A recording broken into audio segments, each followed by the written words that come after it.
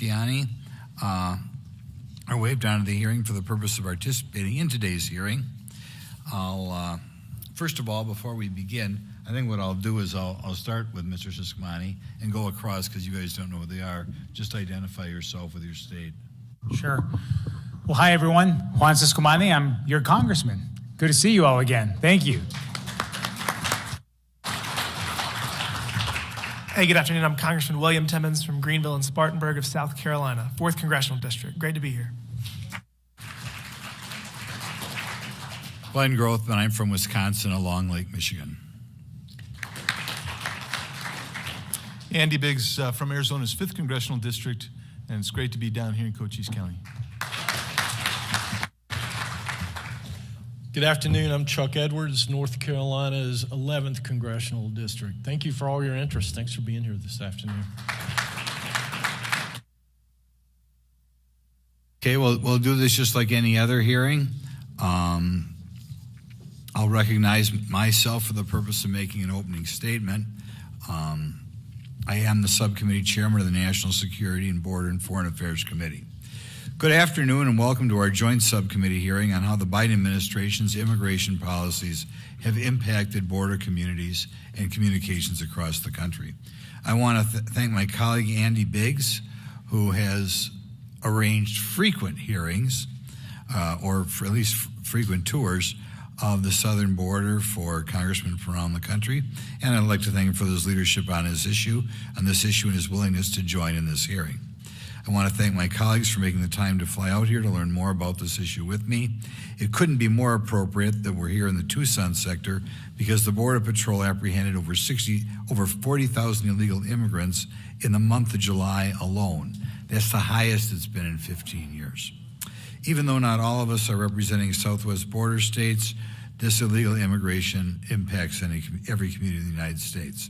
The Biden administration continues to lean into failed policies that cause a catastrophe on our southwest border. It's a problem that requires oversight.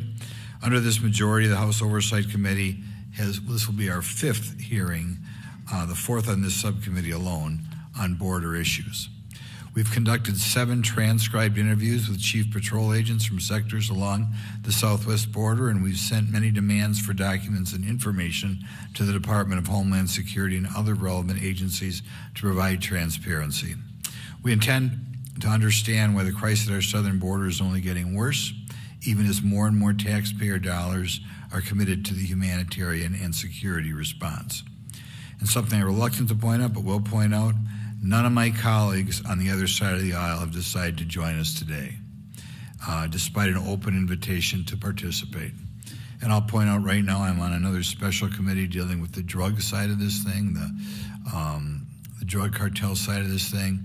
At least we're invited to come down to Arizona later this month. Same thing. We haven't been able to get any Democrats to come down here. When I get around my district again and again, I hear, why can't you guys try to work together? And we just have a complete lack of sense of urgency. And I'll tell you from being down here and talking to so many in the past, you cannot know what's going on the southern border unless you've been here and talked to the people who live it, both law enforcement, ranchers, what have you. Despite President Biden claiming that his administration would bring transparency and truth back to the government to share the truth, even when it's hard to hear, the Biden administration has tried to hide the truth from the American people when it comes to our border security and the crisis they've engineered. By the way, I'd like to thank, we have a few members of the press back there, and I'm really glad to see that because we do need this being covered to alert the American public. Disclosures made in litigation between the Biden administration and Florida and Texas show at least 2 million illegal aliens have been released into the United States under the Biden administration. I am sure that is low. In fiscal year 2023 through June, Customs and Border Protection personnel have encountered 2.3 million inadmissible aliens at the ports of entry and between ports of entry, almost as many encountered in the entire fiscal year 2022. So in other words, with 2 months to go, we've already cleared what we did last year. Additionally, the CPB One smartphone app was created and launched in 2020 during the pandemic to facilitate lawful trade and travel for those with legitimate business before the agency. The Biden administration now used CPB One app to let hundreds of thousands of inadmissible aliens into the country, overwhelming officers at the points of entry and leaving vulnerabilities in our national security. In other words, what's going on, the Border Patrol that expected and was hired to guard the border has to deal with paperwork at the points of entry instead, which is why you have such big gaps. The Biden administration's propaganda machine calls these unlawful parole programs lawful pathways.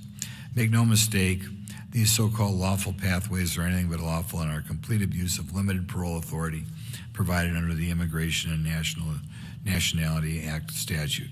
When the Biden administration isn't actively breaking our immigration laws, they pretend that everything is fine, repeating the tired rhetoric that they've created a safe, orderly, humane immigration system.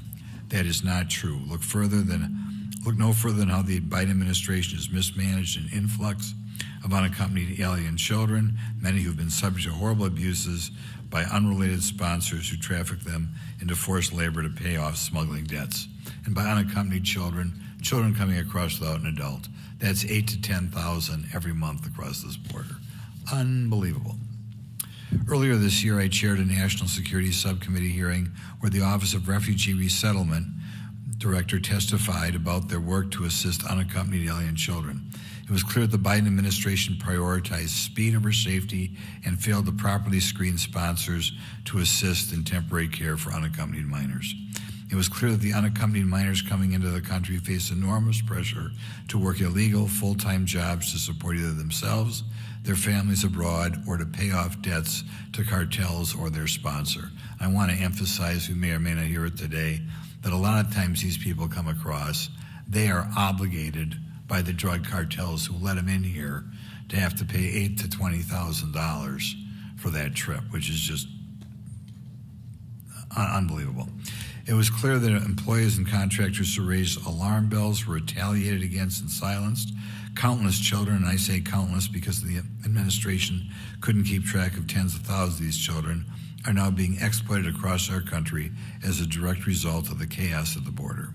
It's vital that the Biden administration continues to take steps to deter illegal immigration and reduce the impact of human trafficking on vulnerable children.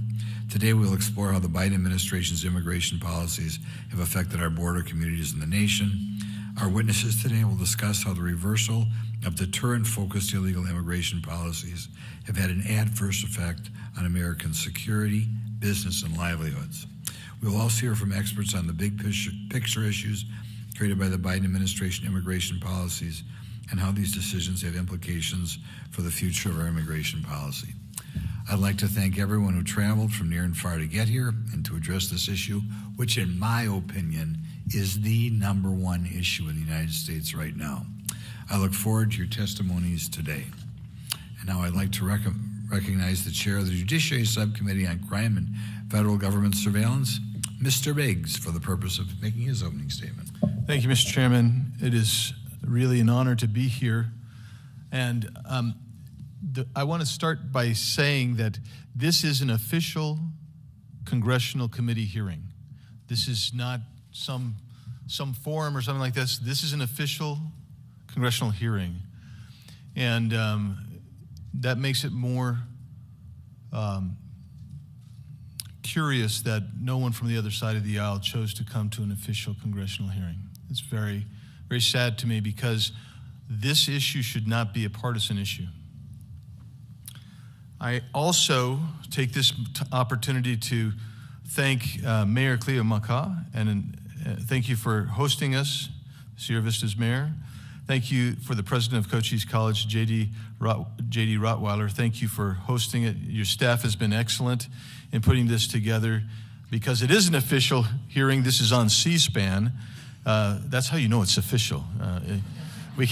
If it's C-SPAN's not here, we're not here. So we appreciate the college's staff and their great work. We appreciate Sheriff Daniels and his deputies who've been providing us with some good security, but also good information and taking us to multiple places. And I thank both of our other witnesses, Mr. Ladd, who we've known for quite some time, and he's a rancher here, and Art Arthur, and his incredible knowledge that you're going to hear from. So there's a lot of people to thank. I thank our U.S. Capitol Police escort, who's here with us as well. And of course, we thank each and every one of you for your interest in coming here today. I'm pleased to be here in this beautiful part of the world.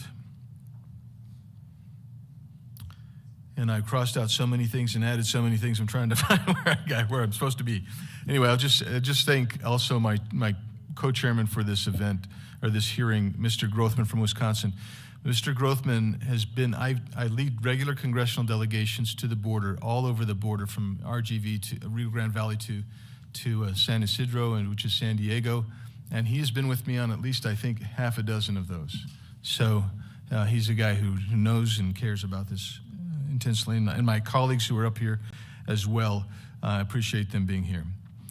See, I think it's really important to see what's really going on at the border. We can read about it, but the reality is, until you see it, it doesn't strike home. You can watch videos on TV, but you just don't believe it. In fact, almost every time we post a video, there's always some yo-yo who says, "That's a fake video, it's all staged." You know, it's remarkable to see. So when I visit the border, and when I'm in my district in Arizona, I speak with Border Patrol agents, local law enforcement officials, concerned citizens, ranchers, businessmen and women. I want to know what's going on with them and what the impact is. Talk to sometimes education officials, because you have recruitment going on by cartels of youth at schools through social media apps to come down and pick up people in Cochise County, or on I-8 in Pinal County, or down in Yuma, to transport bodies for $1,000 or $2,000 and take them on up to Phoenix or Tucson. So here's my report that I want to give to you. I can say with certainty that the Biden border crisis and its effect on American communities is dangerous, is devastating. It demands national attention. It needs it immediately.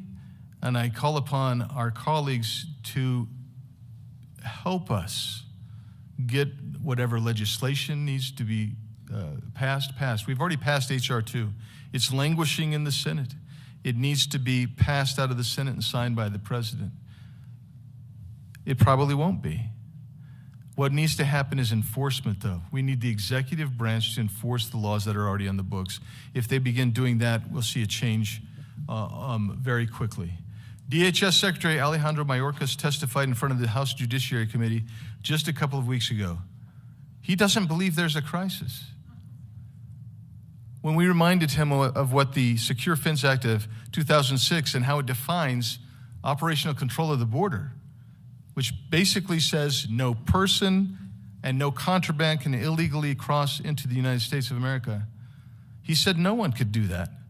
And thus, they had created their own definition. And according to his own definition, he's doing all right. I think that's impeachable. It is his reckless disregard for law and order and his implementation of open border policies that have caused the crisis that we see along the border and in the country. When we have open borders, we are not a secure nation. Here's one concerning recent example that we have received. We have received reports that criminal cartels are taking advantage of Secretary Mayorkas' open border policies.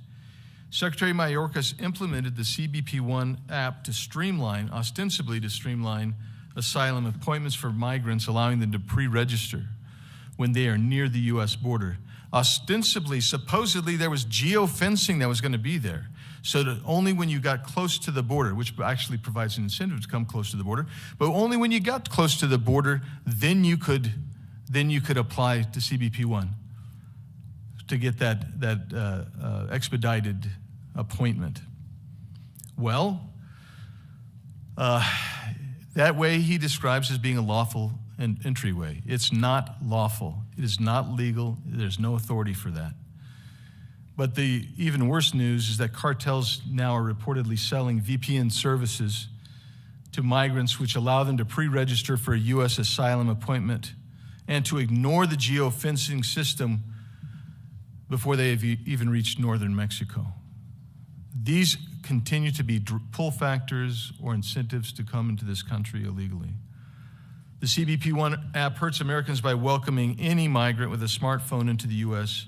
and assists the cartels in soliciting more customers to make the dangerous trip to our border. It is no wonder immigration numbers are again on the rise. Illegal. Don't conflate illegal immigration with legal immigration. The illegal border crossings continue to rise even though we've had a very hot summer. No one enters the border or crosses the border without the cartel's assistance and approval. Drugs are coming across and are literally poisoning our communities. It's time for this administration to stop enabling them and to enforce the law. The lives of victims of increased crime are at stake.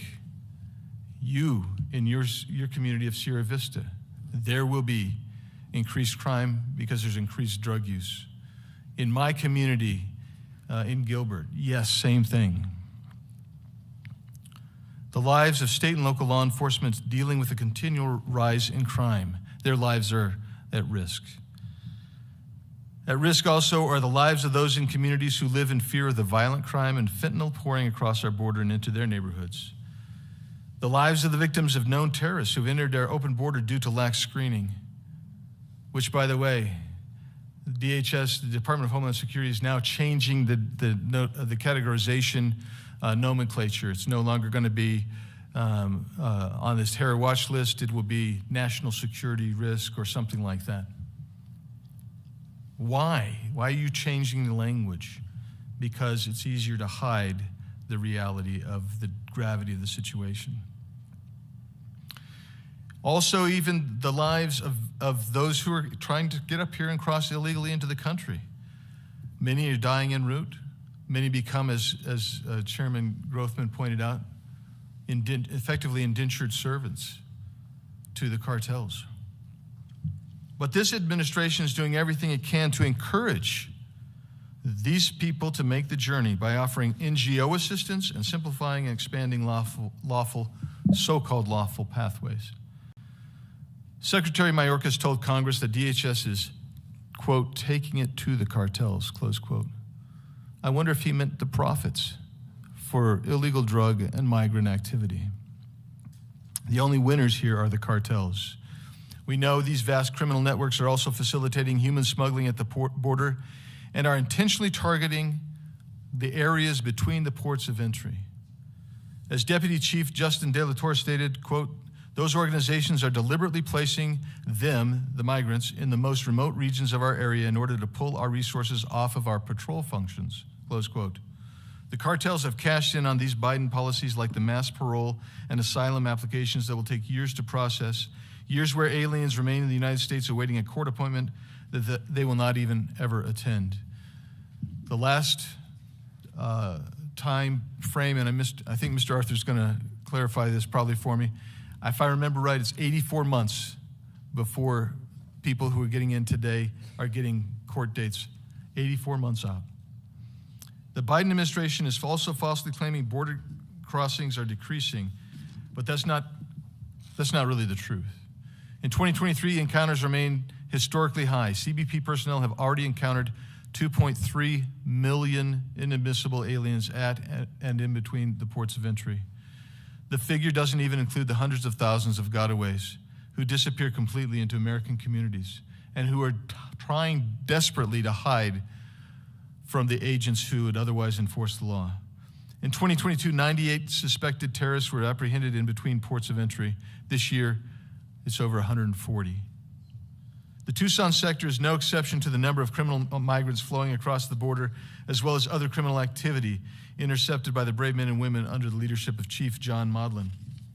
Let me just give you some recent numbers for the Tucson sector, of which that's where we're sitting in, the Tucson sector. Yesterday, in the port of Nogales, this is at the port of entry, 870,000 fentanyl pills. One day. port of entry, 870,000 pills. Not last week, week before last, more than 9,000 encounters in the Tucson sector. At Lukeville, just west of Lukeville, 2 nights ago, 535 men in a single group apprehended. Weekend before last, just in 3 days, over 3,500 apprehensions. That is what's happening in our sector. And Sheriff Daniels and Mr. Ladd are going to give us more information about what they see on the ground here. The Tucson sector is leading in apprehensions. It has seen a 28% increase in apprehensions compared to last year. In the last week of July, as I said, more than 10,000 migrants during that week. In that same week, agents also carried out, and you'll never hear this from the other side, 430 migrant rescues, 21 human smuggling attempts. They conducted 13 narcotic seizures, recovered 1 stolen vehicle and 1 firearm. And that's from the front lines. We invited our friends from the other side of the aisle to be here today. This is an official congressional hearing. We miss them. We wish they were here. We wish that they would say things like this is a serious nonpartisan or bipartisan issue, instead of saying that this is all fantasy and this is hyperbole. It is not. The country's future is at stake. Thank you for being here. I yield back. Thank you. Just one other thing, I just wanted to welcome Gail Griffin from the Arizona House of Representatives here today. Mr. Chairman, can I recognize one other person? We have a Senate majority staff from the state Senate, Kate Sawyer, who's here on behalf of Senator David Gowan. Thank you for being here, Kate. Okay. It just bugged me, so I'm going to make one more point. I went through the opening statement.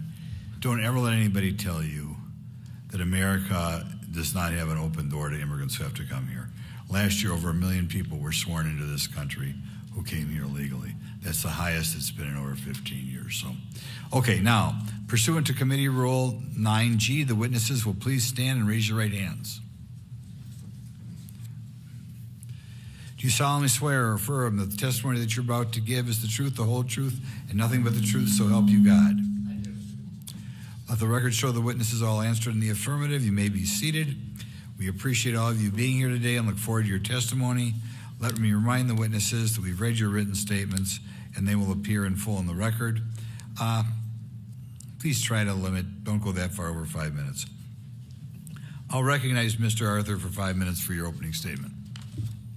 Thank you, Chairman Grothman, Chairman Biggs, and members of the subcommittees. Thank you for inviting me today to discuss a topic crucial to our national security and communities across the nation. I was honored to serve in the federal government beginning in the George H.W. Bush administration. In my 32 years of direct involvement in immigration, the southwest border has never been in such a crisis. Border Patrol agents here have apprehended more than 5.6 million illegal entrants since February of 2021, while CBP officers at the southwest border ports have encountered more than 500,000 more.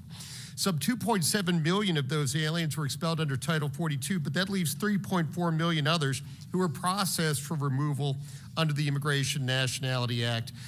The fewer than 17,000 Border Patrol agents stationed at the southwest border have struggled to keep up with the migrant flow, and at times there have been just a handful of them to protect hundreds of miles of border.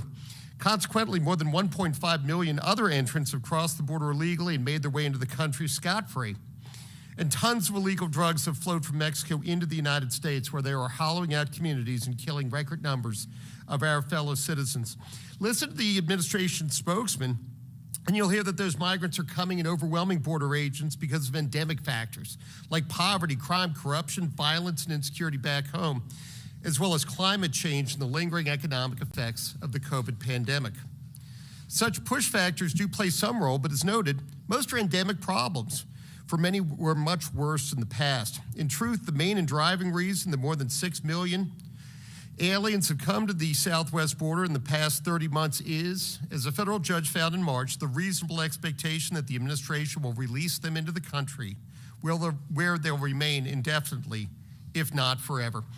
You see, rather than detaining aliens who cross illegally, as Congress's laws require, the administration is abrogating your authority to set limits on immigrant entries and creating new pathways by which other aliens may enter, including by turning the CBP One app from a tool to facilitate lawful entries into the country to a means by which inadmissible aliens can schedule when and where they will enter the country illegally. The administration contends that those aliens are seeking to enter illegally, which we heard in the opening statements. But that contention is legally and factually false. Regardless of whether inadmissible aliens cross between the ports or through them, the law requires that they be treated exactly the same and mandates their detention. Instead of detaining those aliens, however, the administration has released at least 2.2 million of them into the country, added some 1.5 million others who evaded apprehension, and more than 3.7 million aliens with no right to enter are now living and working in the United States. That's larger than the population of 5 congressional districts, or more people than live in Connecticut, the 29th largest state. If all the unaccompanied alien children who have been waived into the country were in one school district, it would be the 6th largest in the nation, and that does not include all of the children who came with adults in so-called family units. Schools will struggle to provide the children with even the most basic of education, and every student's education will suffer. Nearly all those migrants, adults and children, come with little or nothing, and with few skills and little schooling, meaning they'll disproportionately draw on state, local, and federal resources for support. Few, if any, will have health insurance and will rely on already strained emergency rooms and clinics for even the most basic forms of primary care. Even if the well-off here benefit from cheaper goods and services, those benefits are outweighed by the costs that are imposed on those Americans, both citizens and legal aliens, already struggling economically, who will fall farther behind. This is not a Biden versus Trump issue. No other president in history, not Presidents Clinton, Bush, or Obama, has ever placed the interests of those with no right to come to this country ahead of the well-being and security of the American people. As Barbara Jordan, civil rights icon, congresswoman, and chairman of President Clinton's Commission on Immigration Reform predicted nearly 30 years ago, that's destroying our national interest in legal immigration, as increasing numbers of Americans want to see cuts in the number of immigrants admitted lawfully every year. And none of that even touches on the harm to the migrants themselves. More than 2/3 are violently assaulted on the way here, and nearly 1/3 of female migrants are sexually assaulted. The children, who are used by adults and smugglers alike as pawns to ensure quick releases, are all traumatized. The Biden administration has made a choice at the southwest border to ignore the laws Congress has written, and the only ones benefiting are the smugglers and the cartels, rapacious and greedy criminals. By any definition, that's a bad choice and a worse deal for the American people and the rule of law. Thank you again for the invitation, and I look forward to your questions. Thank you very much. Sheriff Daniels. Well, good afternoon. That's loud. Well, good afternoon, Chairman Grothman, Chairman Biggs, and all the honorable members of both subcommittees. On behalf of the citizens of Cochise County and the state of Arizona, a special welcome to Cochise County. I have served our border communities for 39 years, and prior to that as a proud member of our military, serving at Fort Huachuca right here in Cochise County. I've always been a genuine believer in my oath of office to protect my country and now my county as the duly elected sheriff for the last 11 years. I'm the past president of the Arizona Sheriff Association, chair of the National Sheriff Association Border Security, on the executive board for Western State Sheriffs and Southwest Border.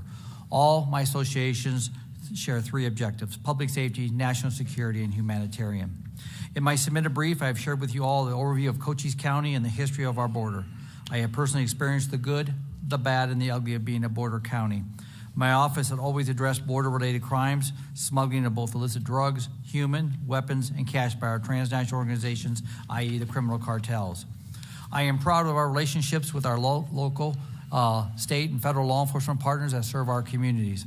But I would be remiss if I didn't say thank you to our Customs and Border Patrol officers and agents who have worked tirelessly and honorably to protect this great nation. To best understand my presentation is to understand where we were over 3 years ago. My county was one of the safest border counties based on the collective governmental efforts, messaging, and yes, enforcement efforts supported by the rule of law. The direct impact of my county and this office, my citizens and law enforcement addressed mostly gotaways, fight and flight in my county versus those giving up. 100% camouflage migrants being illegally smuggled by the cartels at a price tag that begins around $7,000 and up. These smugglers include juveniles being recruited via social media by the criminal cartels. Border-related detention costs over the last 18 months is well over $6 million absorbed by my local and state taxpayers. Border-related crime is at an all-time high.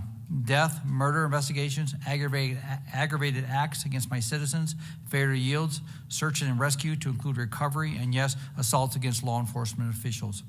My deputies, law enforcement officials continue to be placed in life-threatening scenarios as the cartels show no regard for my citizens and those that wear a badge. Agents, troopers, deputies, and others are addressing dangerous scenarios, criminals as a direct result of an open border exploited by these criminal cartels for violence, fear, and greed. In calendar year 2022, we had 1,578 suspects were booked in my jail for border-related crime. Out of the 1,578 were foreign-born, and we had over 600 victims of felony crimes. In calendar year 2023, in just a little over 5 months, we had 683 suspects booked in my jail for border-related crimes. 53 were foreign-born. This included 121 failure to yield pursuits and 180 smuggler drivers. Fentanyl continues to poison and kill Americans at an alarming rate, leaving families and communities devastated. Arizona efforts by law enforcement are remarkable, but the war on drugs must be a priority topic and not deserted by political rhetoric. Arizona fentanyl pills seizures accounts for an estimated 51% of all fentanyl seized in the country here in Arizona. Last year, 2022, Arizona seized over 60 million fentanyl pills. In closing, my fellow sheriffs and I have tried to partner with this administration to include the President of the United States with high hopes to share a collective message, collective action plan, support the rule of law, prioritize our southern border, and provide updates reference community impacts and concerns with little to no success. Thank you for being here for that. By allowing our border security mission and immigration laws to be discretionary, these criminal cartels continue to be the true winners. Their exploitation of mankind is simply modern-day slavery, allowing thousands of pounds of illicit drugs into our country that continue to erode the core values of families, schools, and subsequently killing Americans on an average of 290 every day. It's completely unacceptable at any level. Experiencing migrant deaths without reasonable process by members of our U.S. Congress and this administration intentionally avoids reality is gross negligence. Our voice of reason has been buried during what I call intellectual avoidance by this administration, yes, members of U.S. Congress. Communities have been neglected and abandoned, relying on their own local and state resources to address a border that's in crisis mode. Our southern border, against all public comfort statements out of Washington, D.C., is in the worst shape I've ever seen it. When one looks at public safety, national security, and humanitarian, our southern border is the largest crime scene in the country. The morale of agents is extremely low, and the collective frustration is very high amongst law enforcement at all levels, and most important, our citizens. With the recent cancellation of Title 482, this only serves to complex a border that needs immediate immigration reform by U.S. Congress, but most important, needs to be secured. I'm a true believer that Customs and Border Patrol are the experts of border security, while sheriffs and police chiefs are the experts of community. Together, this is a recipe of success for all our communities. I will leave you with this final statement. We all serve the priorities of Americans based on our shared oath of offices to keep them safe, enhance their quality of life, and support the rule of law, absent political affiliation and the concern of re-election. I ask each one of you to reflect on this statement as you make your next decision to vote. Once again, I thank you. I thank you and this committee for the invite and the opportunity, and now stand ready to answer any questions by members. Thank you. Thank you much, Sheriff. Mr. Ladd. Thank you, gentlemen, for having me. I'm a fourth-generation cattle rancher. My family's been on the same location for over 100 years. I got involved in the border over trespass cattle from Mexico, and it's evolved into being against illegal immigration. But the benefit of my involvement, as well as Dr. Gary Thrasher, who's a vet here, Sonora has got a better clean bill of health on their cattle than we do in Arizona. So that's been a plus for cattle. And without any sarcasm or anything else, I have the Donald Trump wall, I've got Obama's wall. And when they open the floodgates every summer to allow the floodwater to come through, it has defeated the purpose of trespass cattle as well as people. And that's the irony of the whole border. Every time we've had something good coming from CBP,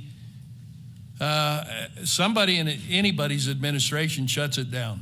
It looks to me like it's a deliberate process. Border Patrol's caught 500,000 people at least on our ranch in the last 30 years. I've got camera towers, I've got 18-foot wall, 30-foot wall, radar, and now we don't have the manpower. So there's always some little hitch that will not let the border be controlled. The only thing that's worked for me is Sheriff Daniels and Cochise County Sheriff Department with his Sabre Team program. He started out with 5 deputies and a handful of cameras. He had the will to implement it. He had the intel, the apprehension, and the county attorney prosecuted it. We haven't had drugs on our ranch for almost 6 years because of the sheriff. That sums it up. He had the will, he had the people that would do it, but he did it for a fraction of the cost. So I appreciate you being here, and I'm not giving up, but I spend 50% of my time fixing fences, broken water lines, and getting cattle off the highway. I can't get any of this. The ADOT does a fairly good job trying to fix fences on the highway, but none of the other agencies ever look at the damages caused to Cochise County by illegal immigration. Border Patrol at this point, we have about 1/3 of the agents that we normally have patrolling. My hat's off to them, but they're getting worn out, and none of them are going to go past a 20-year career. They're done. And that's the sad part of America, is Border Patrol is our front line to defend our borders.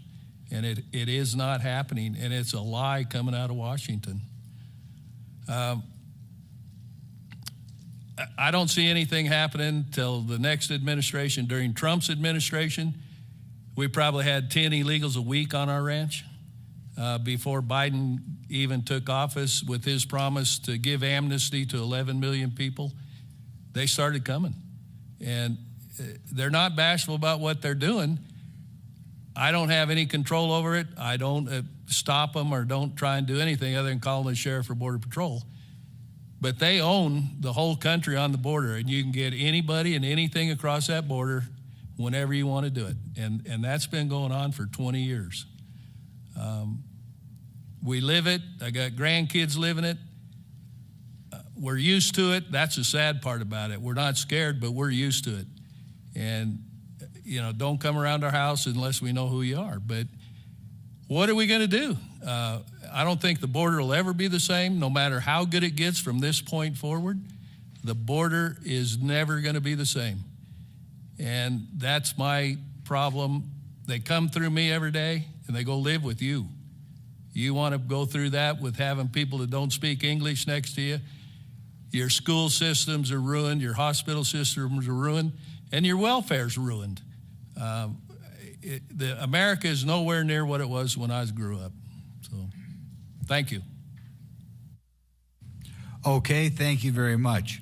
I'm going to start with Mr. Arthur. You testified that the Biden administration's claim that the southwest border is safe, orderly, and humane, the way they describe it, is not accurate. Can you give us some examples or why you feel that way? Why you would not describe it as safe, orderly, and humane? Mr. Chairman, with respect to safety, we've seen the number of migrant deaths spike. A couple of years ago, actually I think in 2022, we had 835 bodies found along the southwest border. Anybody who goes... Say it again, because I want a lot of people to know that, including the press. How many people die just trying to come here? So we know that we found 835 bodies on our side of the border. On our side of the border. We'll never know how many people have died on the Mexican side of the border. There are UN estimates about things like that. But anybody who has ever gone into the wilds of the Sonoran Desert or into South Texas knows that it's not uncommon for individuals to find corpses years after the fact in the brush. People simply get lost, they fall into distress, they die. With respect to orderly, we've seen a diminishment for a couple of months after the Biden administration implemented some of its new ideas. but that is spiked up. Preliminary reports indicate that 130,000 people entered the United States illegally. Anybody who goes to the southwest border and looks at the crossers know there's nothing orderly about it. There's nothing legal about it. It's sort of odd that this passes without notice. Many people will say, people who come through the ports are doing it the right way. It's not. We changed the law. You'd rather change the law back in 1996 to change the law so that individuals who come illegally through the ports and individuals who cross the border illegally are treated exactly the same in the law. There's nothing legal about this. And respectfully, sir, as a former congressional staffer and as a lawyer, it's offensive to me to hear people talk about the law and misstate the law in that manner. Okay. Next question. Did you say before a third of the women who make the trek here wind up being molested?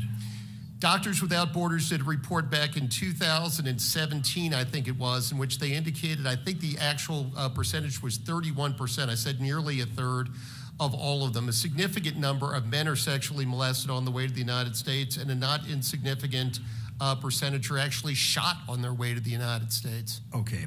Now, sometimes this jargon, people here in the audience might not know what you mean. You have a graph in your testimony talking about the number of gotaways who came here. I want you to explain briefly what the difference between a gotaway is and somebody who turns himself at the border, and then confirm if what this says is accurate. It looks like until the Biden administration took over, the number of gotaways, that is to say people who the Border Patrol did not touch and just came in here, looks like it was around 120,000. And now, in the most recent year in which you have full data, it's over 600,000. So we've gone up by a factor of 5 to 1 on the type of people we're not even touching. Is that accurate? I'm reading that right? You are reading that correctly, and the definition of gotaway actually appears in the National Defense Authorization Act of 2017. It's now codified at 6 U.S.C. 223 for individuals that CBP knows have entered the United States illegally but not been apprehended. More than 500,000 in the last 2 years, almost 600,000 in FY 2022. Okay. Sheriff Daniels, you said something that kind of struck me. The people that, you have jails, obviously, sheriff's eyes have to run the local jail. Does this flow of people coming across the southern border, does this affect the amount of money you've got to spend on jail? Oh, it does. If you look at just in the first 5 months of this calendar year, 683 people were booked in my jail for border-related offenses. That 683, 621 were felony. Cochise County Attorney's Office has 6 felony attorneys, to include the county attorney himself. They have record number prosecutions going on. I commend our county attorney, but that enhances our jail time, it enhances the prosecution time and investigation time, so it's a big burden on us. I want to ask you, that many felons. One of the things we hear when I get around my district, sometimes people say, oh, these are all such wonderful people. They'd never break the law, blah, blah, blah. Do you find that true, that they would never break the law? Well, let me summarize by saying this, Mr. Chairman, is what we see in Cochise County as part of the Tucson sector is fight and flight. For the most part, we lead the nation in the Tucson sector for gotaways. These are people that are aggravated deportees, whether based on criminal records of some sort or countries of interest that are being smuggled by the criminal cartels through our county, which places my law enforcement and my citizens at risk. That's why we prioritized our efforts to secure the border along with our Border Patrol partners and keep our community safe. Okay, just one other question before I let you go. One of the things I always wonder about is, given the severity of the crimes you're describing now, have things changed over the last 5 years?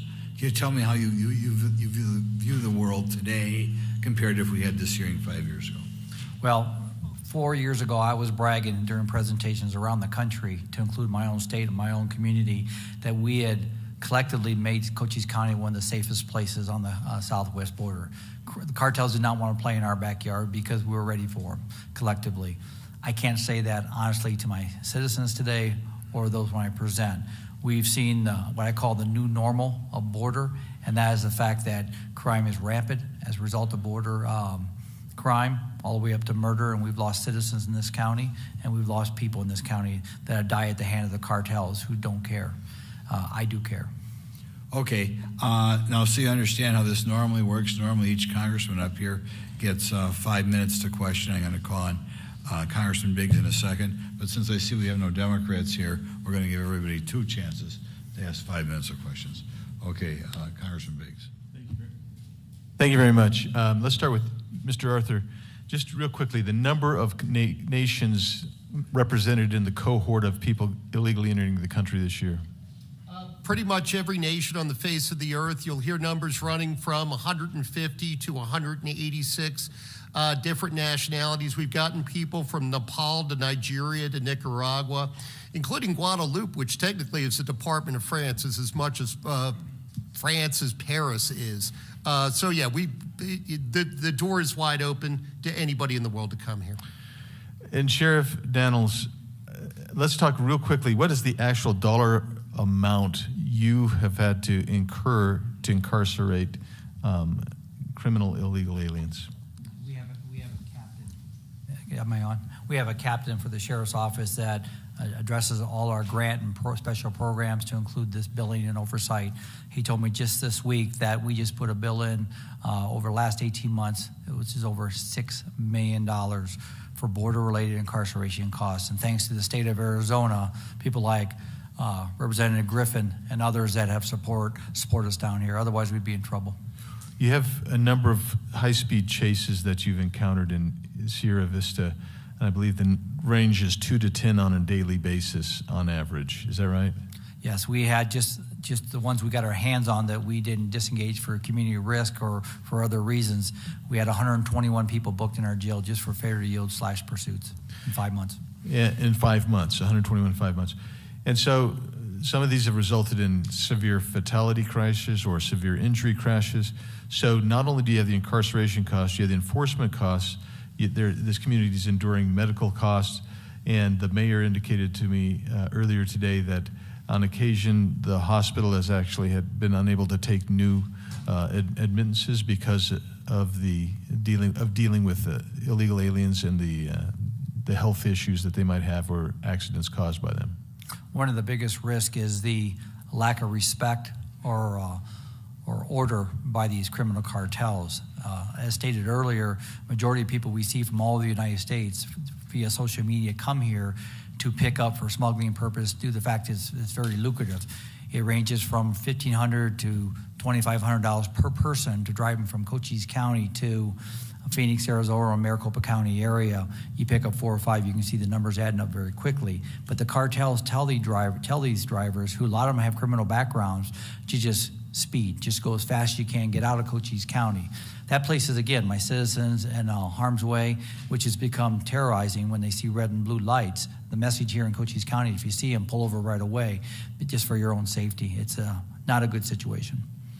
Let's go back to you, Mr. Arthur, for just a second. Yuma Hospital reported to me last year, over about an 8-month period, they had lost almost $25 million in uncompensated care due to illegal aliens who'd come in and use their emergency department, and also that they were averaging 5 illegal aliens in the maternity ward on a daily basis. Can you expand on what that's done to communities across the country, particularly border communities? By the way, I'll just add that when I was in Eagle Pass last week, I was told that they just like here, they have times that their hospital is closed to new admittances from the local community because they're dealing with illegal aliens that are in the hospital. So tell me what we see nationwide. So it's important to keep in mind that right now we're seeing what Yale News, I think back in September 2022, called a crisis in emergency departments. We think of them as emergency rooms. Hospitals deem them emergency departments. And that many of them were reaching peak capacity. Yeah. And one of the things that they mentioned in the article was that when those EDs reach 85% capacity, the average wait time is more than 6 hours for people to get through. Most of the people who come to the United States, as I mentioned in my opener, don't have health insurance. And we know from various sources, including the National Institutes of Health, that unauthorized immigrants in the United States disproportionately use emergency departments for primary care. They just don't really have another option. Under federal law, EDs have to take everybody that comes in, whether they can pay or not, or whether they have insurance or not. That's probably going to be the next thing, almost definitely going to be the next thing that we're going to see in communities across the country. Those EDs are going to become more and more strained. It's going to be harder for people to take sick kids, sick relatives themselves to EDs and get treated in a timely manner. We're going to have to do something in Congress about modifying EMTALA. And last question real quick, Mr. Ladd. I just want to know how law enforcement, you've touched on this, the local law enforcement has actually kind of stepped into the breach of a vacuum because of the overwhelming nature of this that CBP has not been able to respond to. What has been the distinction when you have enforcement on your property and versus when you don't have enforcement? Well, the Biden administration has threatened our sheriff department they can't do anything on the Roosevelt easement or any of the apprehensions. But the state law with the carrying drugs, the sheriff can absolutely apprehend them. But when the Border Patrol is depending on our sheriff department's program for their intel, that says it all. And Tim Williams talked earlier this morning about I think I've got $250 million of Homeland Security infrastructure on our ranch, including the wall. And the sheriff has done his program for $1 or $2 million and 5 deputies. That sums up the whole hypocrisy of what Homeland Security is doing on the border. Thank you. My time's well expired. Yield back. Thank you. Mr. Timmons? Thank you, Mr. Chairman. First, I want to thank you for holding this hearing, and I've learned a great deal on my trip to Arizona, and I appreciate the witnesses for coming forward today to testify and help us really understand this challenge and try to find a path forward. I think the best thing to do is to just kind of go over how we got here. 30 months ago, our border was as secure as it has ever been. Through diplomacy, Mexico agreed to create a National Guard and station 28,000 soldiers along their side of our shared border. Migrants that sought asylum waited in Mexico as their applications were processed. Our federal government was working hard to finish securing our southern border using both physical barriers as well as technology. And I think this is the most important part. These policies that were being pursued by the Trump administration were mostly a continuation of Obama administration policies. It's not partisan, or at the very least, it shouldn't be. So what happened? Biden administration, first week, they signed executive orders ending all of this. They stopped construction of the border wall, leaving hundreds of millions of dollars of wasted taxpayer dollars along our border in miles of wall that has not been finished. They immediately ended the Remain in Mexico policy, and they allowed the Mexican National Guard to vacate their post. And what did that result in? What was the result of their actions? Since January 21, there have been almost 7 million enforcement actions. 3.4 million of those have been allowed to stay. So again, during the Biden administration, 3.4 million people have been allowed to stay in this country. That is more than the population of 20 states in the United States. It's more than the population of 20 states in the United States. If the influx of illegal immigrants is not enough, just this past year, we've seen 160 million fentanyl pills. 24% of those crossed the border right here in Cochise County. That translates to tens of thousands of deaths, if not hundreds of thousands of overdose deaths. On top of that, you have Democrat mayors in some of our largest cities who are experiencing crisis after crisis because tens of thousands of these people that have been entering this country, of the 3.4 million people that have been allowed to stay, they don't have the resources, they don't have the infrastructure to deal with all of this stuff. So, Mr. Arthur, my question to you is why? Why has the Biden administration done this? It's very clear what has caused this. It's very clear that we have a problem. Why have they done this? Congressman, that's probably the biggest question that I get, and I don't know because they don't say. They pit this as Trump did this thing, Trump was bad, we're going to be good. We're going to do the opposite. But, as I mentioned, I served from presidents beginning in George H.W. Bush. I was a direct advisor, personal advisor to Attorney General Janet Reno. None of them would have done this. The Biden administration has removed all deterrents to individuals entering the United States illegally. No presidency in history has ever done that. And in many instances, they've actually signaled that they should come, that they need to come.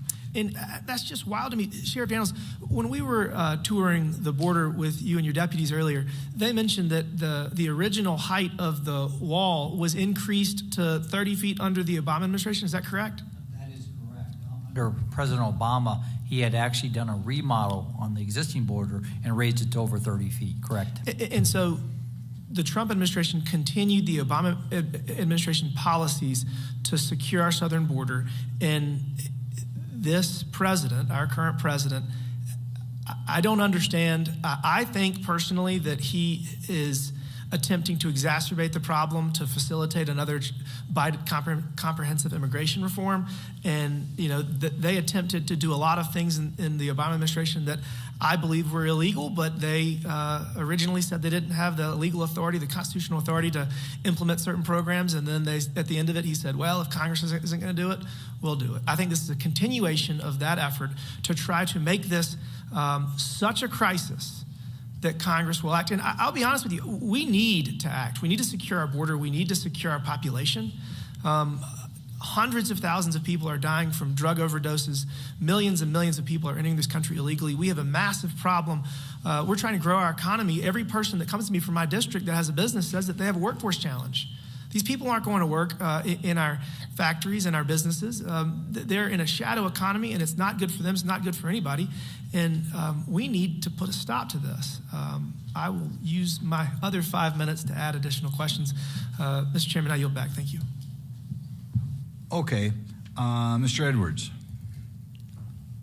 Thank you, Mr. Chair. To all of our witnesses, thank you. Thank you for being here. Sheriff, how you were mentioning to us in your earlier testimony about gotaways. Can you tell us, how do you know how many folks got away? What vehicle do you use to observe or measure gotaways? Congressman, yes. We use two methods here in Cochise County and the state of Arizona. Currently, we have a virtual camera system that runs the whole state of Arizona and parts of New Mexico that's monitored 24/7 through my office. We use our statistical data and compare that with our Border Patrol partners to ensure that we have accurate numbers on gotaways. Gotaways are defined as people that are seen on cameras that are never apprehended. The other aspect on the CBP side, one of the tools they use is the aerostats, commonly known as a blimp. I was told this year that out of the 13 blimps, they were coming down at the end of this fiscal year, which is next month. There's only 4 left, from my understanding, one being here in Cochise County. That the sophistication of camera equipment on those aerostats is one of the main ways of counting the gotaways. Now, I can surmise and say the fact that when those 4 come down, what are we going to be using on the federal side to count gotaways? I predict those numbers will go down drastically. I've asked in D.C., I asked what the replacement of those aerostats would be, and they said they haven't developed the technology for that yet. And so what is your understanding would be the reason in taking those aerostats down? Well, one thing I continue to say and continue to hear, and sadly I have to say it, is the fact that the numbers are an illusion. I call them non-political numbers if they're reported accurately. But number 2 is it's a shell game. It's a shell game. It's a word game to make the American people feel safe. When we know here at the community level, especially here in Cochise County, that's a false narrative. I would also say this, and in my travels, part of National Sheriffs as Border Chair, I deal with all the way up to the Chief of Border Patrol and many others. I have yet to have one tell me that the border is secure, those who wear a badge from the federal government. Sheriff, have you met with President Biden and discussed your concerns? We have attempted on behalf of national sheriffs, western sheriffs, major county sheriffs, and southwest border sheriffs. I was told during a recent summit here in Cochise County and beyond, as sheriffs came together to find reasonable and balanced methods to secure our border, secure our communities who we represent, I was told that President Biden is the first president in history that has never met with one of America's sheriffs. And so, to your knowledge, President Biden's not met with any sheriff in America to talk about border security. I just got back from another meeting in Florida with sheriffs, and to the best of my knowledge, he still has not met with any sheriff in America. Has anyone in the administration given you any encouragement or told you that they were behind the sheriffs in America to partner with dealing with this crisis? To answer that question, Congressman, the answer is no. I will caveat that with this. On the onset, myself and about a dozen selected sheriffs that are very engaged from the urban areas to rural areas to the southwest border to the interior met with Secretary Mayorkas. I actually personally hand-carried him a 16-point collective plan to secure our border that was put together by sheriffs around the country, to include my border committee at national level. 3 months later, I had heard nothing. Approximately 3 months later, I asked him where that plan was. He had a chance to review it to see if we can have some collective thinking or compromise. He asked me what plan did I give him. So that's the last I've heard on that. What can Congress do to help you and the other sheriffs address this border crisis? I would ask all Congress members to, first of all, set aside the politics. This is not a political issue. This is a public safety, national security, and humanitarian issue. I've said this, and I'll say it again. Once we set the politics aside and look at the political reality, or excuse me, the community reality, what's going on, we need to prioritize and identify the issue of our border, all our borders. We need to share a message, local, state, and federal, on what the border means and what we need to do with it. We need, which is enforce the rule of law based on actionable consequences. We need enhanced judicial oversight on our border, which, if you put that in comparison, if I took all the judges out of Cochise County, when we arrest them, have to see them the next day, the judges see our incarceration folks, and there's no judge, they're automatically dismissed and released. That's what's happening on our border, and together we can move forward. But until the politics is removed and people get their head out of the sand, we got to get that done before we can move forward. Sheriff, do you think that this is a political stunt in what you see today? Do you see this committee behaving in a political way? I've had the opportunity, obviously, Congressman Biggs and Subcommittee I've worked with, being our own congressman from Arizona, but the other three I have not met with you until today. I will say this, I applaud you all for coming here, because you show the respect toward our community, and you made it actionable by being here and listening to us. Not just me, but others and people in the community with the roundtable with some folks this morning. I don't think this is political. People like to use that word because it's cheap, but the reality is I applaud you all for being here and just listening to what we have to say. And the people in the room that are here supporting, thank them too. All right. Thank you, Mr. Chair. I yield. Mr. Subcommittee. Thank you, Chairman Grothman, for being here and for the opportunity to wave into the committee. Thank you also, Chairman Biggs, for the joint session here today. It's my privilege to be able to speak on this hearing, obviously because I work here, I work for you all, and we've been working on this issue now for the 7 months that we've been in office and even before. And I have to tell you that this is not trending in the right direction, and we've seen that through the numbers. That's not just an opinion, it's really what has been happening. So I do want to thank Sheriff Daniels and Mr. Ladd as well, and of course Mr. Arthur for testifying here today and being here with us to give us your expertise and your thoughts on this. And you know, when I look at what's really happening here, and we got the report today, and I do want to give a good shout out to the local leadership and the SABRE team that is working on this, that has been working on this, and all the people who are in this hearing that have been dealing with this issue for some time now. And we've seen the comparisons from 2-3 years ago, where we were and where we are today. And again, things are not trending in the right direction, haven't been for a while. But the local leadership here, city, county, state, and we've named many of them here, have done all that they can and all that you can to help with this issue. Bottom line, this is a federal issue, and the federal government needs to step up to the plate on this, and that's exactly what we're here to do. And we also talked about the bipartisanship on this. When we talk about city, county, and state priority on this, that crosses party lines. And Sheriff, you just mentioned it, public safety, national security, and humanitarian. These are the three factors of what we're seeing here today. And this Tucson sector and Sierra Vista and Cochise County specifically are ground zero for this. And the questions that I want to pose here to some of you are specific in that area, and I'll take the opportunity to mention some of the things that we've been working on already, but this has been a priority for us, for you all, because you're living it day in, day out. You live this every single day. I really respect and I'm grateful for our colleagues here from other parts of the country coming here and seeing firsthand what's happening, because you really have to see it in order to understand it, in order to believe it many times and see what's exactly happening. And that's what we did today. So I'm grateful for that. Sheriff Daniels, I'll start with you. Could you please speak to the tactics that you're seeing that the cartels use now to recruit young people? The biggest tactic, and it's no secret, is social media. Teenagers today spend a lot of time on social media. We know that, it's no secret.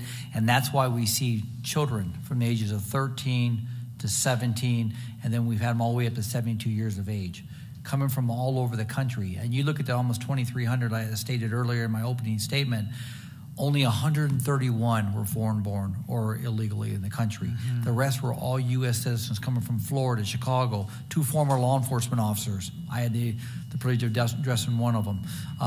He didn't like the consequences, but I addressed it. The bottom line is this: as long as social media fails to govern that and control that, when you can buy fentanyl off social media for $10 a pill and it delivers at your house, that's a social media drug dealer. There's no other way to put it. Absolutely. We have terrible bad actors and cartels and organized crime pushing fentanyl, and they're recruiting with social media. Obviously, I'm a co-lead on the bill here that I know that you know about, Combating Cartels on Social Media Act. This addresses that issue specifically to make sure that these social media companies are communicating with law enforcement to be able to tackle this. When you talk about the age range here from 12 to 72, I have 6 kids myself, several in this age range. It's scary for any parent. This is the kind of thing that keeps you up at night, both either your child falling to the addiction of these drugs being transferred or being recruited for this kind of activity. I've got several questions, and I'm running out of time here, but I'll one more question here to you, Sheriff, and then I'll move on to the next round. Another issue that seems to be plaguing our communities, particularly here in Sierra Vista, is the high-speed chases that you've talked about as well through our communities. Can you speak to the authorities that what's been happening there and how this endangers our community, not only in highways but also in residential areas? Well, the vehicle obviously is, when they get hooked up by social media, they come to our county, they pick up along the highways, out of the brush, they jump in the car, and then 100 miles an hour through. We have spent many, many hours of enhanced interdiction, many hours of policy rewrite, working with legal to make sure doing everything we can to protect our citizens and bring that high-speed pursuit to a close. And I'll say something on that, if I could, Congressman, on this is something that's not being told either is, when we see young people, up to a 7-year-old, stuffed in the back of a vehicle and a driver going 100 miles an hour in the opposite lane of traffic at 9 o'clock at night, who's protecting that migrant? Yeah. I would say the federal government's not. We are. We're doing everything we can to safely bring these to a conclusion so we see no more death in this county, because that's getting old. Thank you, sir. The federal government has clearly been failing at this drastically for years now, and we have the right attention on it now. Chairman, I yield back. Back in the last campaign, I think President Biden promised to give illegal immigrants all the free medical care. Could you comment on that? I mean, I've talked to Border Patrol agents when I've come across here in the past. Are people coming here at all for medical care, or is that an expense that the U.S. taxpayer has to deal with? Yeah, yes, Mr. Chairman. As I mentioned before, one of the biggest issues that we have, that we will face in years to come from this surge that we've seen in migrants, has been an increase in the number of unauthorized foreign nationals who are accessing the U.S. medical care system. People criticize it all the time, but can certainly understand it. We have the best healthcare system in the world. I'm born and raised in Baltimore, Maryland. Saudi sheiks come to Johns Hopkins to get treatment. And the fact is that people will come to this country, attracted to this country by the opportunity to get free education, free health care. Yeah, I've heard they come here solely. There are people coming here solely for the medical care. It would not surprise me. And in fact, when I was a young trial attorney, I had a case involving a woman from Ethiopia who would fly to San Francisco on a tourist visa. She would go to the local charity hospital. She would give birth. She was pregnant. She would go down to the State Department office on Mission Street, get a visa or get a passport for her child, and fly back. Chairman Biggs had mentioned the situation in Yuma. Yuma is very unique because it's very easy to access the United States across the Morelos Dam in what we call the Yuma Gap. And so consequently, women will show up in 38 to 40 weeks of pregnancy. They will come across directly, which is part of the reason why there's such a high number of migrants, recently apprehended migrants, showing up at the Yuma Hospital. Okay.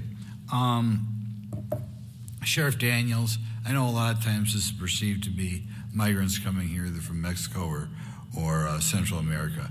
Could you tell me where you've found migrants coming from, say, in the last year? We on the southwest border, I believe it was over 157 countries were encroached upon our border last year on the southwest border. That's a lot of countries. We've seen them all the way up to Iraq in our county. In fact, to give you a story, we had 2 Iraqis walking on the east side of our county, called in. We checked it out. They both said they were lost.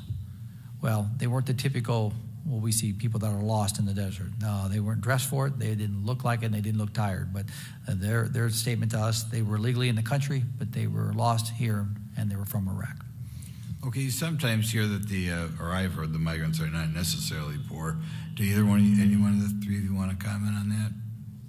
There was a situation that a senator from Oklahoma had actually observed in Yuma involving a woman who was wearing a very fashionable outfit, and his staffer said she's wearing Versace. And he was like, who's Versace? Had no idea.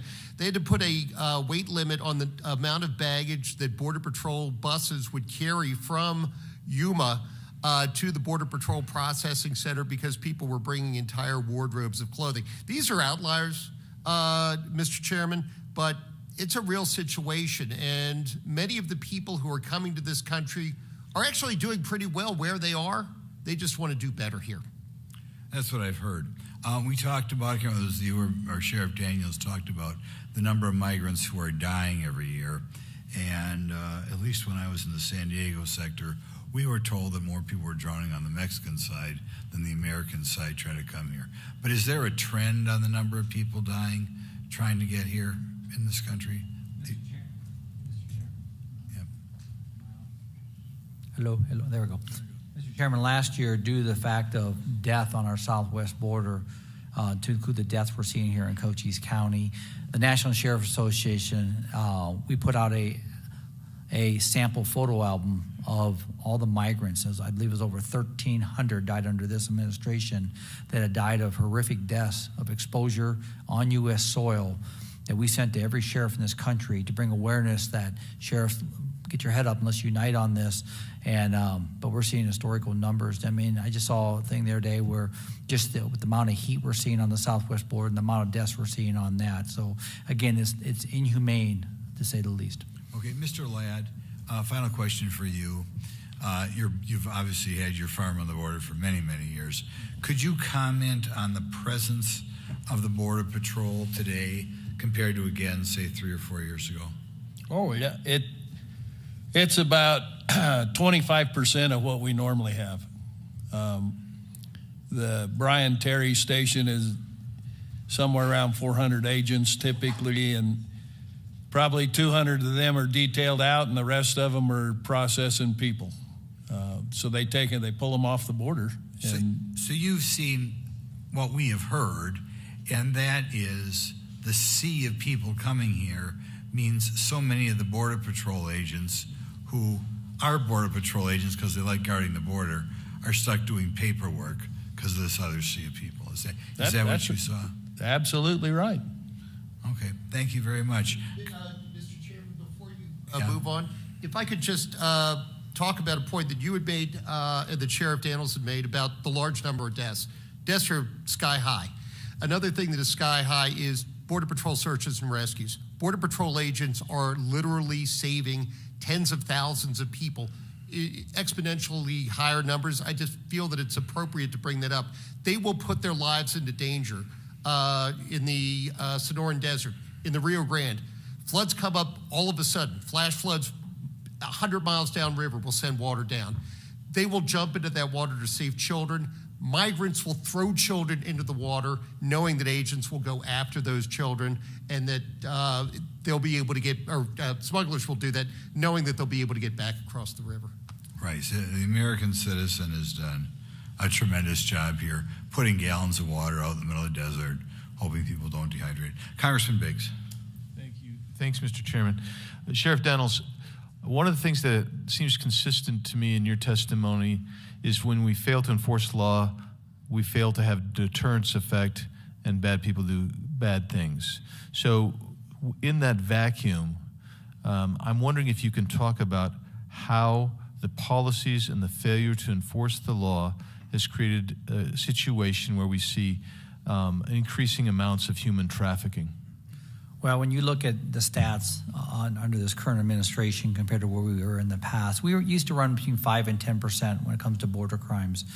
Right now, we're seeing 40 to 44% increase in our optics and operational tempo. So it's caused a huge increase for us. I will just say this, and I've said this before, and it's going to sound bad, but it comes out the way it is when these transnational organizations, the criminal cartels, have better operational plans, criminal plans at that, and will than our current administration. Obviously, no matter what policy you put in place, this administration has to prioritize and put will with sustained operational plans with secure policies that are sustained policy is going to secure our border.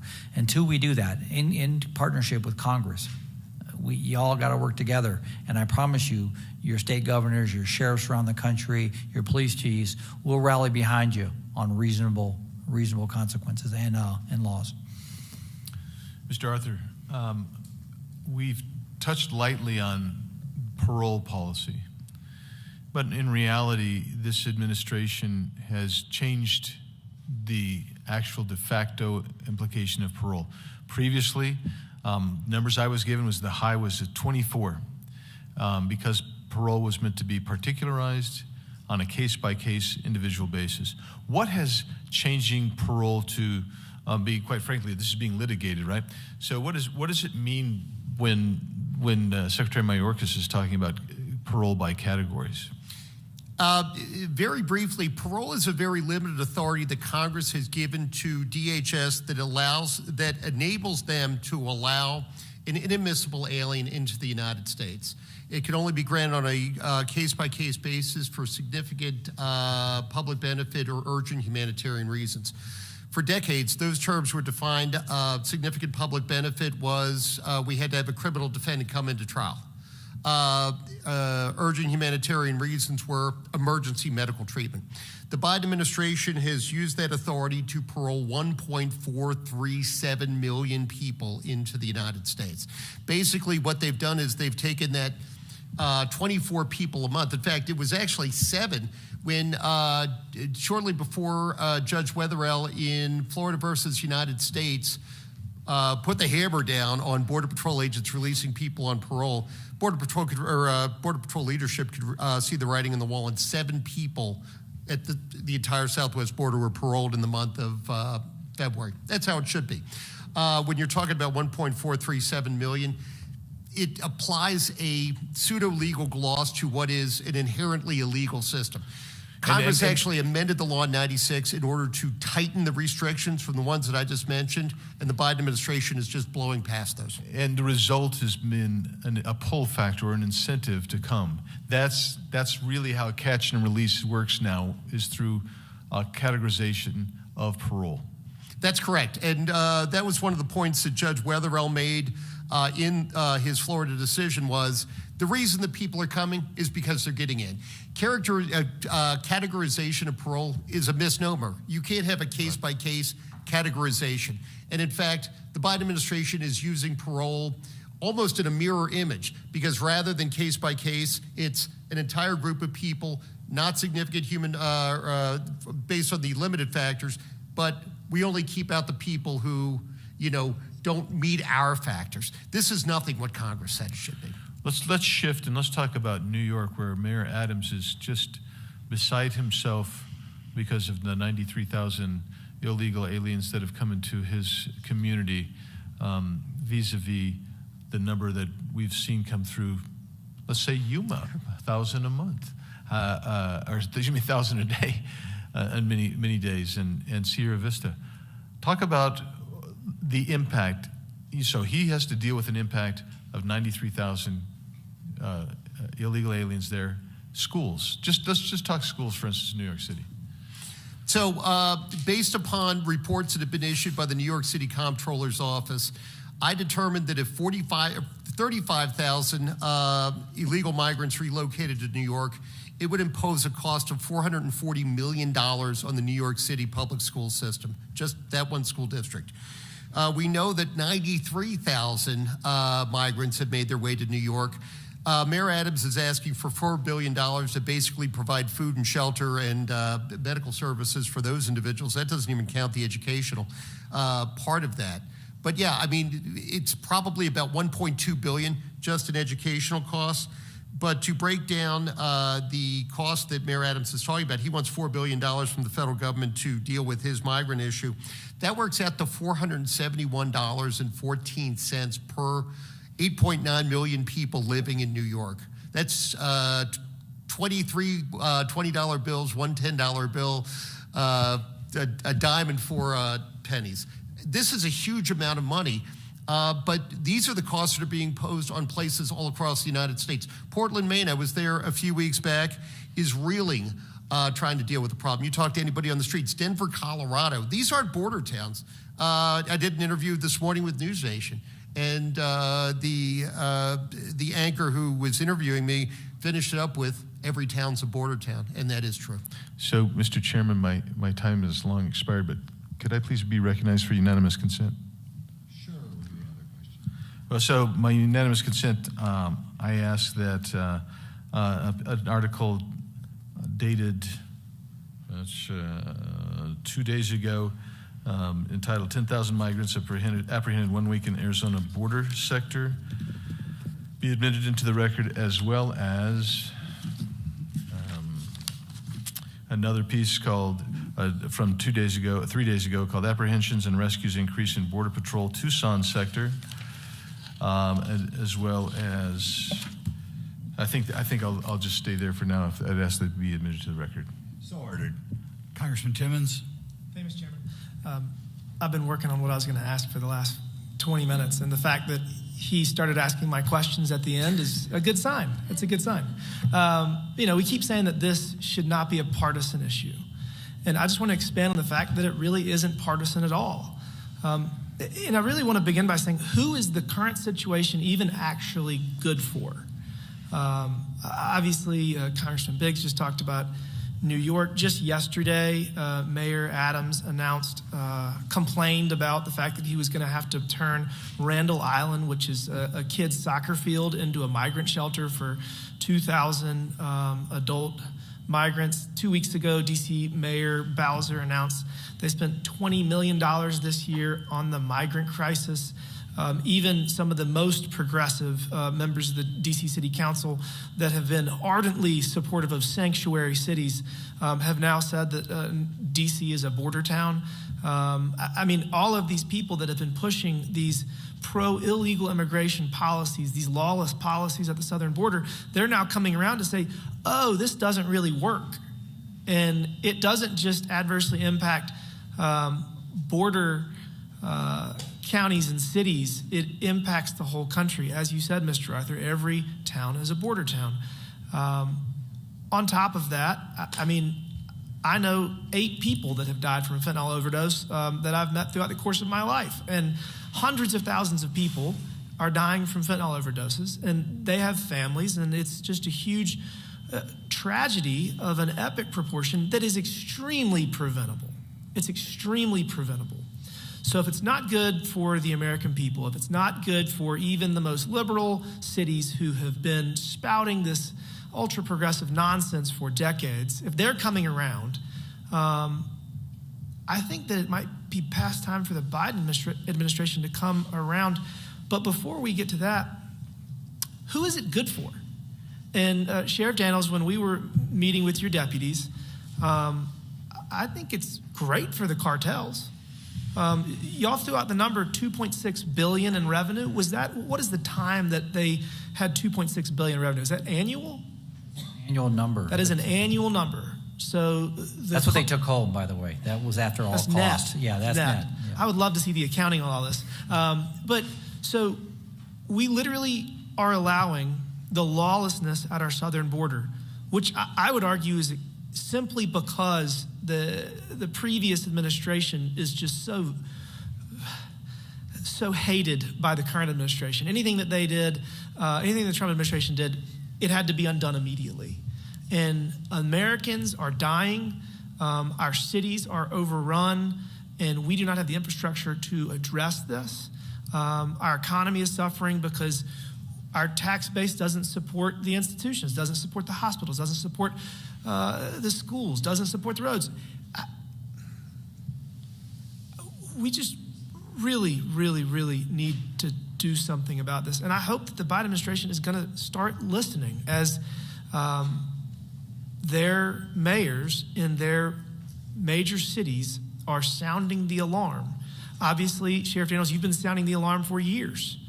And I spoke with my law enforcement, my solicitor, my sheriff this afternoon. This is a huge problem. We're fighting it the best that we can, but we need to secure the southern border. We need to finish the wall. We need to add technology.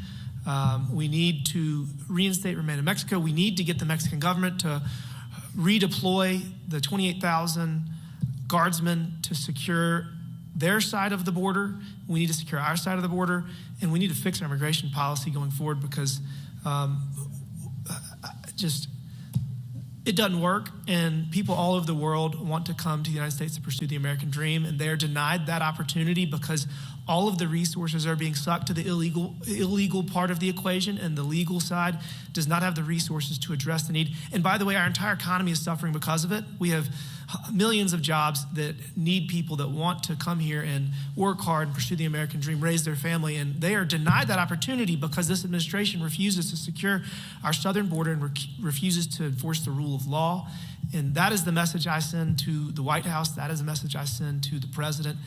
It is past time that we make changes, and I will do whatever I can in Congress to help fix this problem. And with that, Mr. Chairman, I yield back. Thank you. Mr. Edwards? Mr. Arthur, just very quickly, could you remind all of us what is the original purpose of asylum? The original purpose of asylum is to ensure that individuals who have been persecuted on account of race, religion, nationality, membership in a particular social group, or political opinion are not returned to that persecution. And so is it your observation that that purpose is being used as it's intended today, or is it in some way being abused? Absolutely not. It's not being used in the manner that it should be.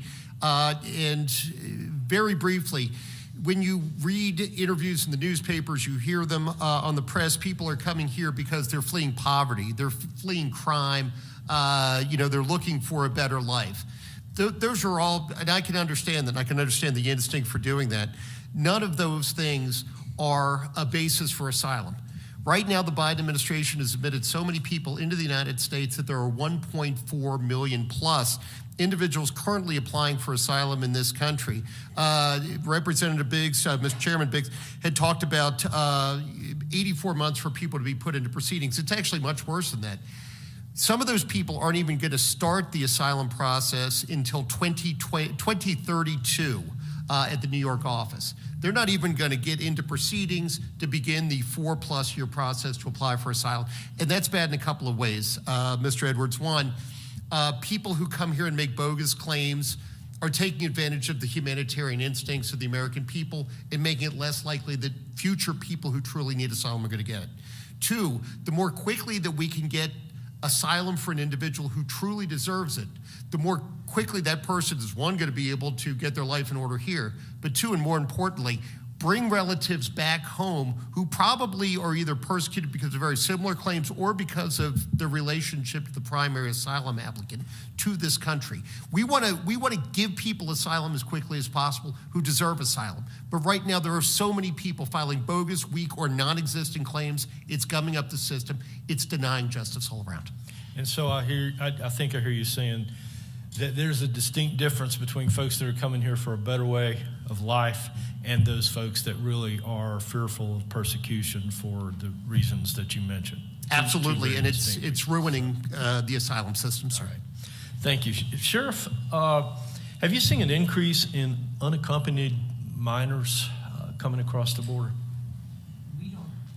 We don't see that here in Cochise County. What we see, probably 80-90% what we see, Congressman, is single male adults, ages 20 to 30 years of age, very healthy, camouflage from booty to headgear. We see very, very few children and females coming through Cochise County.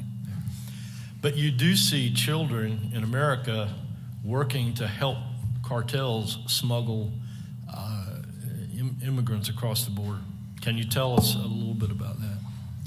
I believe last year, and again, top of my head here, I don't stab right in front of me. Last year, just in Cochise County, what we were addressing, we had over, I believe it was 89 to 100 juvenile drivers smuggling for the cartels that we took into custody and got our hands on. And how much do they earn to smuggle a body across the border? Unfortunately, that's another illusion. They advertise 2,500 safe routes through Cochise County, easy money that's lucrative to these young kids, these vulnerable minds. And when they finally get to their destinations, it's always different. Let's put it that way, what they actually get paid. But it's for these young people, it's a lot of money. So who's advertising to these young people that they can make $2,500? The cartels, the criminal cartels. And what method are they using to advertise? Social media and all apps. Pretty much any social media apps, the popular ones are all over there. Mr. Ladd, why is your property a primary crossing point for illegal activity? Well, number one, there's a good infrastructure system in Mexico. We have a port of entry at Naco, Arizona, Naco, Sonora. And it's pretty easy terrain. And originally, Border Patrol, I believe, deliberately put them into Cochise County thinking that they wouldn't climb over the Huachuca Mountains or the Peloncillo Mountains to the east. So the terrain's too rough. But, and then the Highway 92 is 3 miles from the border. So you got a 3-mile walk, you get loaded up and you're gone. Thank you. Thank you for sharing your story. Thank you for being a part of this solution. I will, if I could add to who benefits from this, you look at the NGOs that are getting subsidized for taking care of the illegals. They're making millions of dollars on a service that I think is corrupted, in my opinion.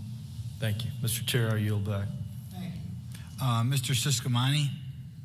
Thank you, Mr. Chairman. I ended the last round by saying that the federal government is failing, and I really stand by that. That means that they're failing everyone. I mean, they're failing all of you here by not doing what needs to be done to protect. They're also failing our agents, though. They're failing our Border Patrol agents and those that are in the front line fighting hard, and those in law enforcement as well.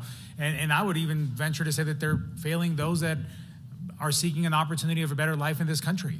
They're absolutely failing everyone. There's no win on this one for really anyone. One of the, in talking about our agents here, one of the main efforts, I came here shortly after starting my first term just a few months ago, and one of the first things I did was meet with our Border Patrol agents and law enforcement. We had a combined meeting. One of the things that I heard was a need to do something about making it illegal for making it a federal crime for evading law enforcement when they're fleeing. We talk about these high-speed chases. We need to tackle the root issue, which is, again, the social media aspect, but also increasing penalties on those that are fleeing law enforcement, because right now it's not. And I think many of the people in the room were shocked, including myself, that it's not even a federal crime to do so. So that's one of the things that we've taken immediate action on. Now, Mr. Ladd, talking about penalties to those that are breaking the law here, we talked about those transporting people but also on the spotter side. I visited your ranch. I've been there several times, and you've taken me around in several aspects of it. I got to see the wall stacked up there that was there for a long time without being used. One of the other things you showed me was the activity that you can see on the other side, and the activity by these spotters, because I also have a bill here that will increase penalties for those people that are enabling and participating in the spotting system. Can you talk a little bit about the spotters, please? Well, it's widespread on the whole border, and yeah, it's they got good optics. They're dedicated to. They'll be at their outposts for 2 weeks at a time, and they've got really good cell service, so they're in communication with the rest of the smuggling crew. And when they don't see law enforcement or border patrol, they go for it. Mm-hmm. And they're on my ranch. They're in the mountains above us, out where we were this morning, and nobody can touch them. And even the Mexican army won't touch them. But they know exactly what's going on. They know how many people are on the border. They know how many people they got crossing at any given time. They stage it. Example on our ranch is the first shift of Border Patrol in the morning. They're going to catch 3 groups. They're going to be tied up an hour and a half. And while they're processing that group waiting for transport, there's going to be 5 groups that go right past them. Exactly. We've seen that, and that's exactly what they're reporting as well. I'm going to try to fit in 2 more points. Mr. Arthur, real quick here, you talked about the impact on the legal system here, on the legal part of becoming a resident and eventually a citizen. I know that system well. I was born in Mexico, and I actually became a United States citizen in 2006. And then I became a U.S. Congressman in 2022, 16 years later. This is the best country in the world. This country is a welcoming country. It's a country of laws as well, of being gracious and being welcoming of so many people around the world. And I can tell you firsthand how many holes and things we need to fix on the legal side of becoming a United States citizen, given that my family and I got here years and years before. I got here as a young child, and it took us that long to be able to finally become U.S. citizens. Now, I know that firsthand because I went through it. I started as a child and became a citizen when I was an adult. So on this impact that the illegal activity right now is having on the legal side of people that have been in the waiting list and on line basically for so long, can you talk just briefly on that? And I want to get one more point in, if you may. Absolutely.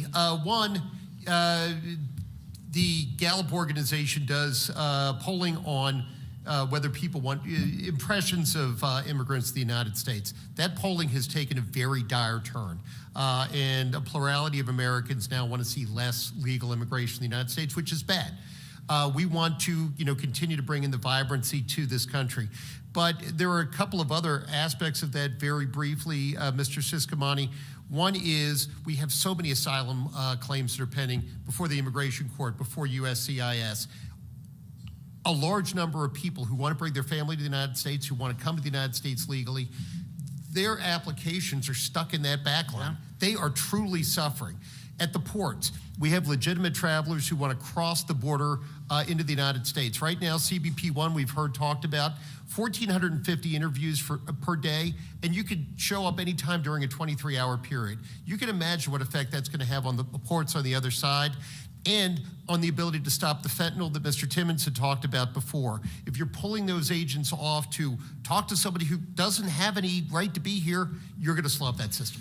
Thank you. I'm out of time. The last point I want to make is several of you mentioned, and I think it's important food for thought here for my colleagues and also for everyone here. Several of everyone here brought up the point of Mexico and their role in all this, and how when they were cooperating just a few years ago, things were a lot better. And the diplomacy needed here, and also them being our #1 trading partner, living on the border like all of us do here is an asset, not a liability. And it shouldn't be seen as a liability, but it's become one in a lot of ways due to this lack of enforcement. So we need to continue to work, and Mexico needs to work with us as well in order to live on their, live up to their end of the securing the border piece as well. And with that, Mr. Chair, once again, thank you so much for bringing the attention to the border and for bringing both subcommittees here to CD6 in Arizona. Thank you so much. Thanks to the witnesses as well. Thank you very much. Mr. Biggs. Thank you, Mr. Chairman. This is a closing statement. When I chair my committee in Congress in a solo fashion, I don't allow closing statements, but Chairman Grothman is one nice fella, and I was surprised that he was going to give me a closing statement. So I have a few things that I want to say. Somebody said, what can we do? I want to address that. I want to talk about what Congress can do when you have a slight majority in the House, the other side has a different majority in the Senate, and the White House seems to disagree with us on what to do with this issue. The first thing is the Constitution, the founders gave us the origination of the spending. That is what they gave to us as the first check.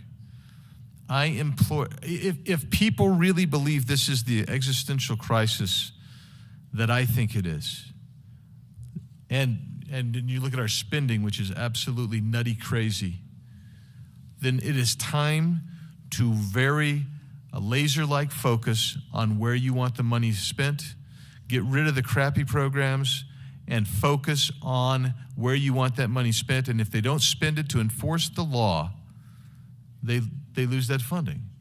They should not be allowed to have that funding. And then at the same time, you make sure that the ICE and that the Border Patrol and others enforcing border law have the revenue they need, the sources they need. And that's step one. Second thing is you have hearings and transparency like this. Why is that? It is because everybody in this room, I think, at least has some recognition of the urgency of reaching a solution on this problem. But there are many in this country that do not. We had a hearing in Judiciary 2 weeks ago. Everybody from the Northeast said, hey, there's no problem on the border. Even Mr. Nadler, who is from New York, for mercy's sake, where even Eric Adams is now frantic. You have to continue to elevate that. The third thing is we have something called the Holman Rule that allows us to go in and reorganize various aspects of departments and agencies that are failing to do their duty. That needs to be done at the highest levels of Department of Homeland Security. And that is also goes hand in glove with another tool that the framers gave us, the hold accountable elected or appointed officials within the executive branch. When you have officials in the executive branch that are public officials who have violated the public trust, and we cannot wait till the next election to remove them from office and have them replaced, then we need to act. That's called impeachment. That is what needs to happen here, in my opinion, of Secretary Mayorkas. Additionally, specifically, let me give you an example on the funding. We must stop funding the non-government organizations that are actually facilitating it. Studies and reports have demonstrated that there are 9 particular NGOs that are helping to fuel this border crisis. They're getting people to come across. They're facilitating human trafficking. I think you have to use every congressional tool available. If you want to solve the problem, that's what you're going to have to do. You have to make sure that, let's see, I've hit everything else. Oh, you have to provide for support for local law enforcement. Look what's happened here. And I'll give you another example. So Sheriff Daniels in the Cochise County has done a great job trying to help out. I'll give you another example. In Texas, if you go down to the Texas border, Eagle Pass, what has happened there? It's not CBP because the leaders of CBP are not helping enforce Eagle Pass. It is Texas Department of Public Safety that is trying to secure that. And so the Supreme Court has held that when the federal government vacates the field, local jurisdictions can step in. Article 4, Section 4 makes it clear, in my opinion, that we have failed because it is our responsibility to make sure that no invasion takes place in any state. That's what Article 4, Section 4 requires of the federal government. We have failed. Just the sheer numbers. There has never been that kind of incursion in any nation in the history of the United States, in the world. In the world. It just has never happened. So, Mr. Grothman, the chairman, is probably tired of hearing from me. It's his fault. He gave me a closing statement. But I decided to just take advantage of it and just rant for a little minute. He didn't even tell me how much time I had. So those are things I think we can do. We have to do them. We have to take action. I call upon these folks who showed up for the hearing today. I'm grateful for them. But I call on my other colleagues. Help us out. Yield. Thank you. I will agree with Mr. Biggs that this is the most important crisis facing America. Today we heard testimony on a variety of facets of that crisis, the sheer volume of unvetted people coming from all around the world, the drugs coming across the border, over 100,000 people dying every year, the cost, the medical cost to America, and the school cost to America, the humanitarian cost of people dying in the Rio Grande or dying in the desert or dying in the Pacific Ocean, and the corrupting of our miners as they get dragged into transporting these people. But in any event, I do feel this hearing has highlighted the need for continued oversight of the Biden administration's policy. The Department of Homeland Security and their law enforcement partners have a huge issue to secure our borders.